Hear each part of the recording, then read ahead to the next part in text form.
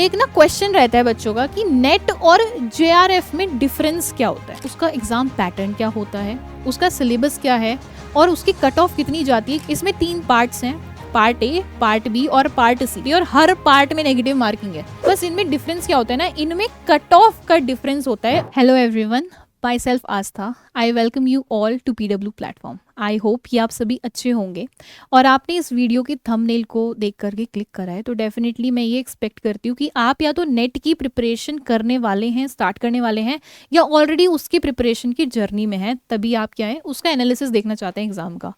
ये तो पॉइंट है ही क्लियर कि जब भी हम किसी एग्ज़ाम की प्रिपरेशन करते हैं तो हमें उस एग्ज़ाम के बारे में सब कुछ पता होना चाहिए डिटेल में, ताकि हम अपनी प्रिपरेशन उसके अकॉर्डिंगली कर सकें। तो इस वीडियो में आज मैं इसी के बारे में बात करूंगी कि भाई हमारा जो एग्ज़ाम है नेट का, उसका एग्ज़ाम पैटर्न क्या होता है, उसका सिलेबस क्या है और उसकी कट ऑफ कितनी जाती है कि हाँ भाई हम इतना कर लें या क्या हम कुछ चीज़ें छोड़ सकते हैं, एक्सेट्रा एक्सेट्रा, कि हम ये जो एग्ज़ाम है हमारा क्लियर कर सकें अपना। ठीक है, तो विदाउट एनी डिले हम ये अपना स्टार्ट करते हैं।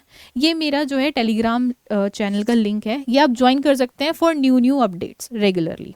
ठीक, सबसे पहले जो हमारा नेट का एग्ज़ाम है जो अभी तक हो रहा है वो क्या है, 200 मार्क्स का होता है और ये 3 घंटे का होता है।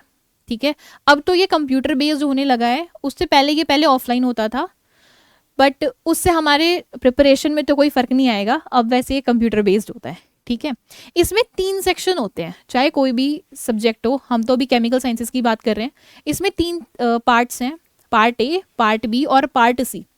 पार्ट ए जो होता है वो जनरल होता है, ये जनरल एप्टीट्यूड होता है जो कि सबके लिए कॉमन होता है, चाहे आपका कोई सा भी नेट का एग्जाम हो, मैथ्स हो, फिजिक्स हो, केमिस्ट्री हो, कोई फर्क नहीं पड़ता उससे, ये सबके लिए कॉमन रहता है। पार्ट बी और पार्ट सी सब्जेक्ट स्पेसिफिक होते हैं।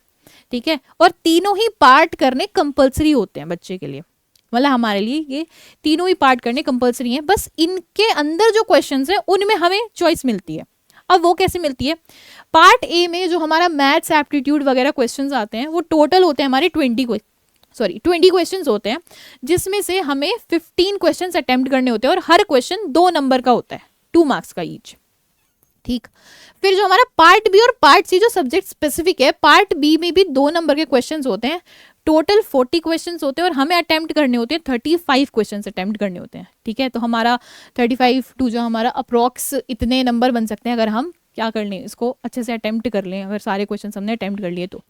ठीक, फिर आता है हमारा पार्ट सी। पार्ट सी में होते तो काफ़ी सारे क्वेश्चन हैं, मतलब 60, लेकिन हमें करने होते हैं उसमें 25।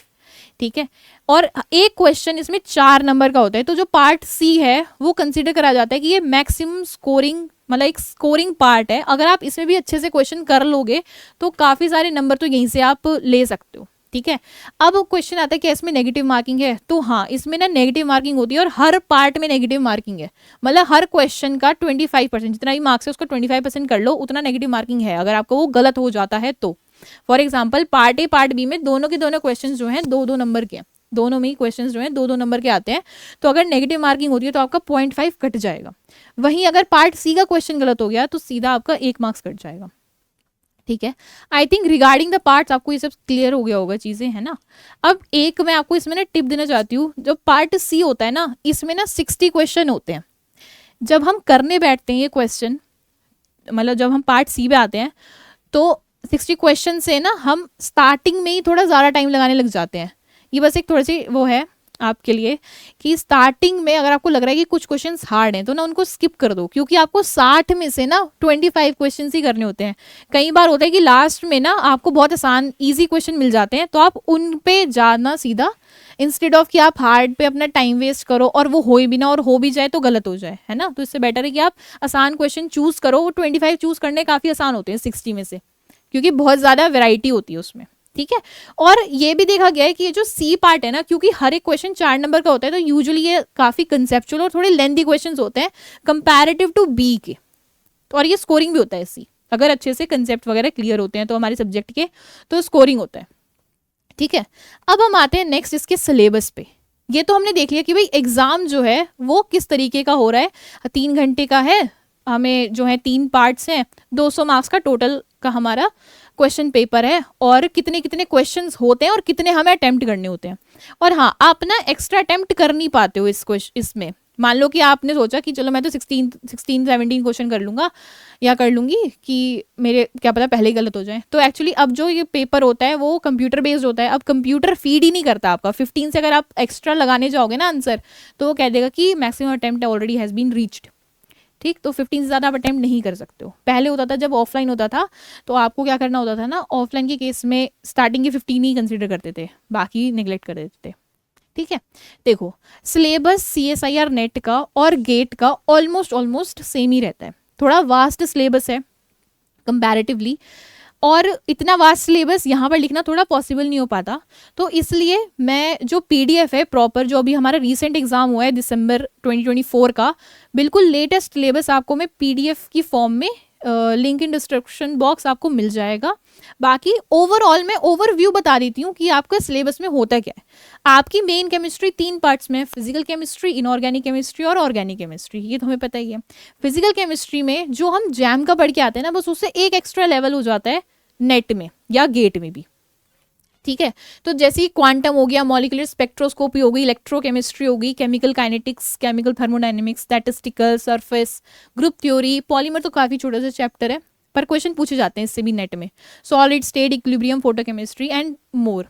ठीक है, तो ये थोड़ा ओवरव्यू बताया मैंने कि सिलेबस क्या होता है। बाकी कुछ ना डीपली है। देखो केमिस्ट्री तो बहुत बड़ी है, तो उसमें कुछ कुछ पर्टिकुलर है। जैसे क्वांटम में अगर ले लूँ, क्वांटम में बहुत डीप है, क्वांटम बहुत वास्ट सिलेबस है उसका खुद भी। बट क्या होता है कि भाई हाँ ये है कि हमें हाइड्रोजन एटम तक ही आएगा, उससे आगे नहीं आएगा, या उससे आगे जितना आएगा वो बता दिया गया है। तो वो डीपली डिस्क्रिप्टिव सिलेबस है उसमें, वो आपको PDF में मिल जाएगा, उसकी आप टेंशन मत लेना। फिर हमारा इनऑर्गेनिक का है और ऑर्गेनिक है। ये कुछ मेन चैप्टर्स मैंने लिखे हैं यहाँ पे सिलेबस के उसमें कि हाँ इनसे क्वेश्चंस आते हैं, और ये हमारा ओवरव्यू है सिलेबस का। ठीक है, अब हम आते हैं सीधा कट ऑफ पे। उससे पहले भी एक और चीज, एक ना क्वेश्चन रहता है बच्चों का कि नेट और JRF में डिफरेंस क्या होता है। तो क्या इन दोनों के एग्जाम अलग होते हैं? तो आंसर इज इन दोनों के एग्जाम अलग नहीं होते हैं, इन दोनों का एग्जाम सेम ही होता है, सेम डे होता है। वही एग्जाम है जो आप नेट भी बोल सकते हो, उसे JRF भी बोल सकते हो, दोनों सेम ही एग्जाम है। बस इनमें डिफरेंस क्या होता है ना, इनमें कट ऑफ का डिफरेंस होता है। और मान लो कि आपका JRF क्लियर है या नेट क्लियर है, तो उसके बेस पे आप किस किस चीज के लिए एलिजिबल होगे वो चीज आप यहाँ पे समझ सकते हो। देखो मान लो कि आपका JRF क्लियर है। जनरली क्या होता है, JRF क्या होता है, हाई कट ऑफ जाती है JRF की कंपेरेटिव टू नेट। नेट को हम लेक्चरशिप या फिर असिस्टेंट प्रोफेसर के लिए भी बोलते हैं कि हाँ भाई नेट क्लियर है। जिसका JRF क्लियर होता है उसका नेट ऑब्वियसली क्लियर होता है। ठीक है, अगर मान लो आपका JRF क्लियर है तो आप जो हो अवार्ड किए जाते हो जूनियर रिसर्च फेलोशिप के लिए। इसके अलावा आप असिस्टेंट प्रोफेसर के लिए भी अप्लाई कर सकते हो। इसके अलावा आप PhD एडमिशन के लिए भी अप्लाई कर सकते हो। ठीक है, ये तीनों एलिजिबल है अगर आप JRF में क्या हो, क्वालिफाइड हो JRF में। ठीक है, इस अब आता है हमारा नेक्स्ट, जो क्या बोलते हैं इसको, अगर आपका JRF क्लियर है। ठीक है, JRF क्लियर तो हो गया हमारा। ठीक है, ये चीज़ हमारी क्लियर हो गई है। अगर हमारा JRF क्लियर नहीं है तो हम जो है असिस्टेंट प्रोफेसर के लिए अप्लाई तो कर सकते हैं, पर हम JRF के लिए नहीं अप्लाई कर सकते हैं। मतलब देखो इसको ऐसे समझा कि आपका ना JRF की कट ऑफ हाई जाती है।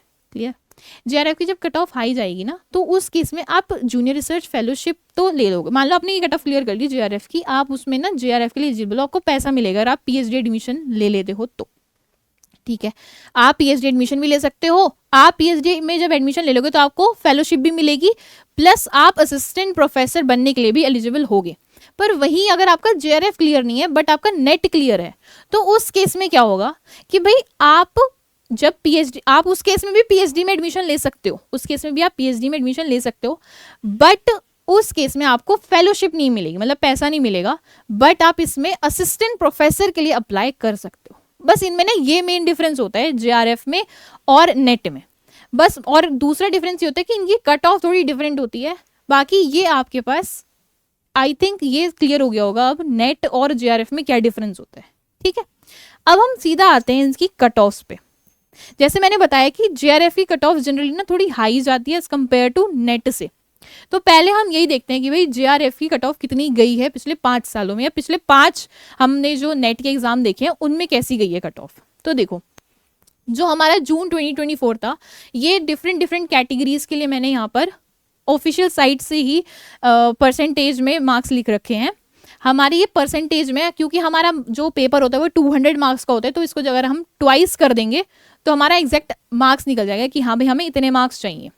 ठीक है, अभी हम जनरल की अगर हम कंसीडर कर लें, जून 2024 में, मतलब जो अभी रिसेंट जो एग्जाम हुआ है दिसंबर 2024 का, उसका तो खैर अभी रिजल्ट आया नहीं है, वो भी फेब में ही हुआ था, उसका भी रिजल्ट नहीं आया, तो उसकी कट ऑफ मैं अभी यहाँ पे ऐड नहीं कर पाई हूँ। बट उससे पहले जो एग्जाम था जून 2024 का, उस केस में हमारी कट ऑफ जो जनरल की थी वो 55.45 के करीब गई थी। मतलब अप्रॉक्स आप मान सकते हो 110 मार्क्स JRF की, जूनियर रिसर्च फेलोशिप की। ठीक है, 110 मार्क्स के करीब गई थी। वही उससे पहले दिसंबर 2023 का जो एग्जाम हुआ था उसमें आपकी कट ऑफ बहुत ज़्यादा गई थी, अप्रॉक्सीमेटली 60, मतलब कि 120, मतलब अगर बोलें तो 118 हो गई एग्जैक्ट। ये सबसे ज़्यादा हाई कट ऑफ गई है अब तक जो देखी गई है ना नेट में या JRF में, सबसे ज़्यादा हाई कट ऑफ गई इसी ईयर की गई थी। उससे पहले ड्यू टू सम रीजंस, क्योंकि यहाँ पर हमारे कोविड स्टार्ट हो गया था 2020 से, तो उस केस में हमारा जो JRF नेट था वो थोड़ा सा इरेगुलर हो गया था, इरेगुलर बेसिस पे हो रहा था, हर साल 2 बार नहीं हो पा रहा था। तो इस केस में जो हमारा दिसंबर 2022 था और जून 2023 था, इन दोनों को मर्ज कर दिया गया था। इन दोनों की कट ऑफ सेम थी, मतलब एक ही एग्जाम हुआ था इन दोनों को कंसीडर करते हुए। ठीक है, इसकी कट ऑफ गई थी हमारी 53 या 54 के करीब हम कह सकते हैं। ठीक है भाई, जून का जो हमने इससे पहले का जो एग्जाम हुआ था 2022 में, उसकी कट ऑफ गई थी भाई 50.75, और जून 2021 में जो कट ऑफ गई थी वो गई थी 52.75। तो अगर हम एक ट्रेंड देखें JRF का, अगर हम इसको नेग्लेक्ट भी कर दें चलो ठीक है, बट हम इसे नेग्लेक्ट नहीं कर सकते क्योंकि ये पिछले 2 साल मतलब लास्ट टू लास्ट ईयर की ही कट ऑफ है, तो ऐसा चांस हो सकता है कि हाँ भाई अभी भी कट ऑफ हाई जा सकती है। ठीक, तो हमें जो प्रिपेयर करना है, अगर हमारा टारगेट JRF है और हम UR की ही मान के चलें, तो बेसिकली हमको जो प्रिपेयर करना है ना, अपने आप को इस तरीके से प्रिपेयर करना है कि हम 200 में से एटलीस्ट जो हमारी कट ऑफ है, रेंज आप देख सकते हो कि भाई 50 से हमारी 59 तक हमारी रेंज गई है, मतलब 50 से 60 हम कह सकते हैं, मतलब 100 to 120 मार्क्स हमारी कट ऑफ की रेंज गई है। तो हमें कट ऑफ तक जस्ट प्रिपेयर नहीं करना, हमें कट ऑफ से एटलीस्ट 10 मार्क्स हायर मानकर चलना पड़ेगा, तभी हम कुछ अच्छा स्कोर कर पाएंगे और हमारा क्लियर हो पाएगा एग्जाम। ठीक है, तो अगर हम कहें, अगर हम UR की लेते हैं तो हमारी देखो भाई हमारी जो रेंज है वो 50 से अप्रॉक्सीमेटली 59 या 60 लिख लेते हैं हम ईज के लिए, 60% गई है। और अगर मैं मार्क्स की बात करूं तो मार्क्स में ये हो गया भाई 100 से हमारा जो रेंज है वो 120 के अराउंड गई है, इतनी रेंज हमारी मार्क्स में गई है। तो हमको कितनी प्रिपेयर, हमें टारगेट क्या लेके चलना है, हमें जो कट ऑफ है उससे +10 लेकर चलना है, मतलब 130 तक हमें टारगेट लेके चलना है 200 में से। I know it could be थोड़ा टफ लग सकता है सुनने में, पर अगर हम करेंगे, ठान लेंगे तो हम कर भी सकते हैं इस चीज़ को। ठीक है, तो हमें टारगेट जो लेके चलना है वो 130 का ही लेके चलना है, और हमें अपनी प्रिपरेशन भी उसी के अकॉर्डिंग करनी है। ठीक है, चलो ये तो हो गई जूनियर रिसर्च फेलोशिप की, जिसे PhD के लिए इम्पॉर्टेंट है कि भाई उसे फेलोशिप चाहिए जब वो PhD में ज्वाइन करेगा। मान लो कि भाई मैं तो उसके लिए प्रिपेयर कर रही हूँ कि मैं PhD नहीं, बस मुझे असिस्टेंट प्रोफेसर के लिए नेट क्वालिफाई हो जाए मेरा, उतने के लिए प्रिपेयर करना है। तो इसकी अगर कट ऑफ देखें तो ऑब्वियसली कम गई है कंपैरेटिवली, 49, 53, 48 जैसे जैसे ईयर हैं उसके अकॉर्डिंग 48, 45 एंड 47। अगर हम इनका ट्वाइस कर देंगे तो उसके कंपैरेटिवली हमारे मार्क्स आ जाएंगे। ठीक है, तो अगर हम इसके प्रिपरेशन करेंगे, मतलब लेक्चरशिप या फिर असिस्टेंट प्रोफेसर की हम नेट के लिए वो करें, तैयारी करें, तो उस केस में हमारी थोड़ी कट ऑफ कम हो जाएगी ऑब्वियसली। पर फिर भी अगर हम रेंज देखें तो रेंज तो भाई हमारी क्या है, हमारी सबसे कम है 45 से हमारी 53 तक तो रेंज गई है। और अगर हम ट्वाइस कर दें तो हमारी 90 से लेकर के 106 तक तो मार्क्स है ही।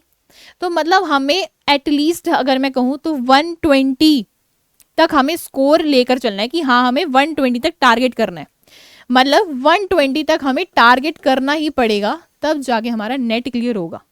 क्योंकि जब तक हम टारगेट हाई नहीं करेंगे तब तक हम नीचे भी नहीं पहुंच पाएंगे, है ना। नीचे अगर हम पहले ही अपना टारगेट लो कर लें तो फिर दिक्कत होगी। ठीक है, उसी के रेस्पेक्ट में हमारे EWS OBC और ये जो डिफरेंट SC ST कैटेगरीज हैं और PWD हैं, उनके रेस्पेक्टिवली हमारे डिफरेंट कट ऑफ है उसकी हम बात नहीं कर रहे, अभी हम जनरल की बात कर रहे हैं। उससे हमें आइडिया हो जाएगा कि हाँ भी हमें कितनी तैयारी करनी है, और जो हमारी कैटेगरी है उसके अकॉर्डिंग हम देख सकते हैं कि हाँ भी हमें इतना स्कोर करना है। ठीक है, तो इसमें क्या है, हमें अगर फाइनल क्या हमारा जो कंक्लूजन निकला है वो ये निकला है कि भाई अगर हमें जेआरएफ चाहिए तो एटलीस्ट, केमिकल साइंसेज की बात कर रहे हैं, अगर एटलीस्ट हमें 130 स्कोर करना ही करना पड़ेगा। मतलब कि अगर हमें जेआरएफ को स्कोर करके चलना है, और एक हो गया भाई हमारा नेट, जो कि हम लेक्चररशिप के लिए कर रहे हैं अप्लाई। ठीक है, तो भाई जेआरएफ के लिए हमें ध्यान रखना है कि हमको, अगर मैं वो केस मान के चल रही हूँ जो कि लास्ट टू लास्ट टाइम ही हुआ है कि भाई कितनी हाई कट ऑफ गई थी, तो हमें जेआरएफ के लिए एटलीस्ट 130 मार्क्स स्कोर या फिर टारगेट लेकर के चलना है। क्योंकि देखो जितना हम टारगेट लेके चलते हैं ना, उससे कुछ ना कुछ कम हो ही जाता है हमारा, तो हमें हाई टारगेट लेकर के ही चलना है। और वहीं अगर हमें सिर्फ नेट क्वालिफाई करना है, तो उसके लिए मैं कंसिडर करूंगी आपको कि आप 120 मार्क्स का एटलीस्ट आप टारगेट ले लो। 120 नहीं, 115 टू 120 आप ले सकते हो, मतलब एग्जैक्ट तो क्या ही रेंज ले सकते हैं, 115 टू 120। यहाँ पे आप ले सकते हो 125 टू 135 मार्क्स, है ना। इस रेंज में आपको मार्क्स चाहिए होंगे, ताकि आप जब जो भी अटेम्प्ट आप दे रहे हैं उसी में आपका नेट क्लियर हो जाए। ठीक है, आई थिंक ये जो वीडियो है आपको इन्फॉर्मेटिव लगी होगी, आपको पसंद आई होगी, और आई होप कि मैंने आपके जो क्वेश्चंस थे, क्वेरीज होंगी जो इसके रिगार्डिंग, वो मैंने सॉल्व करी होंगी। रिगार्डिंग द सिलेबस मैं आपको फिर से बोल दूंगी कि ये सिलेबस बहुत वास्ट है नेट का, और उसको डिस्क्रिप्टिव वे में यहाँ लिखना पॉसिबल नहीं होता एक एक उसका। तो उसके लिए मैं आपको बिल्कुल एक पीडीएफ जो ऑफिशियल साइट से ये डाउनलोडेड है, बिल्कुल रीसेंट एग्जाम की, दिसंबर 2024 की, वो आपको प्रोवाइड करा दूंगी। बाकी आई रियली होप कि आपको जो डाउट्स होंगे नेट के वो क्लियर हो गए होंगे। खैर, आपसे फिर मिलते रहेंगे ऐसे ही। All the best, good luck for the preparation.